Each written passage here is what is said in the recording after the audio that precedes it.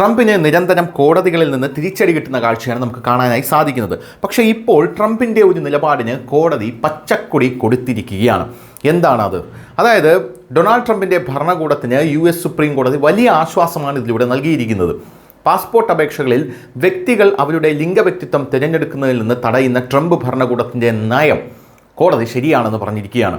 അത് കോടതി നടപ്പിലാക്കാൻ തീരുമാനിച്ചിരിക്കുന്നു, അതിന് അനുമതി നൽകിയിരിക്കുകയാണ്.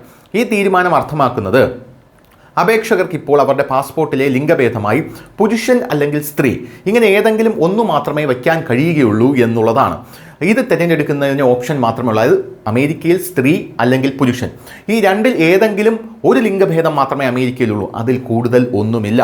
മഴവില്ലല്ല മാനത്ത് എന്നാണ് ട്രംപ് പറഞ്ഞിരിക്കുന്നത്. അപ്പോൾ ഈ നിലപാടാണ് കോടതി ശരിവച്ചിരിക്കുന്നത്. സുപ്രീം കോടതിയുടെ വിധി ട്രാൻസ്ജെൻഡർ അമേരിക്കക്കാരുടെ അവകാശങ്ങൾക്ക് നേരെയുള്ള വലിയ പ്രഹരമായാണ് കണക്കാക്കപ്പെടുന്നത്. നയം തടഞ്ഞ കീഴ്ക്കോടതി ഉത്തരവ് റദ്ദാക്കാൻ US നീതിന്യായ വകുപ്പ് സുപ്രീം കോടതിയോട് ആവശ്യപ്പെട്ടിരുന്നു. സുപ്രീം കോടതി നീതിന്യായ വകുപ്പിൻ്റെ അഭ്യർത്ഥന അംഗീകരിച്ചു. സുപ്രീം കോടതിയുടെ തീരുമാനത്തിന് ശേഷം ജനനസമയത്ത് രജിസ്റ്റർ ചെയ്ത വ്യക്തിയുടെ ലിംഗഭേദം മാത്രമേ പാസ്പോർട്ടിൽ സാധുതയുള്ളൂ എന്ന് കൃത്യമായി പറഞ്ഞിരിക്കുകയാണ്. 2025 ജനുവരിയിൽ US പ്രസിഡന്റ് ഡൊണാൾഡ് ട്രംപ് ഒരു എക്സിക്യൂട്ടീവ് ഉത്തരവാണ് പുറപ്പെടുവിച്ചത്.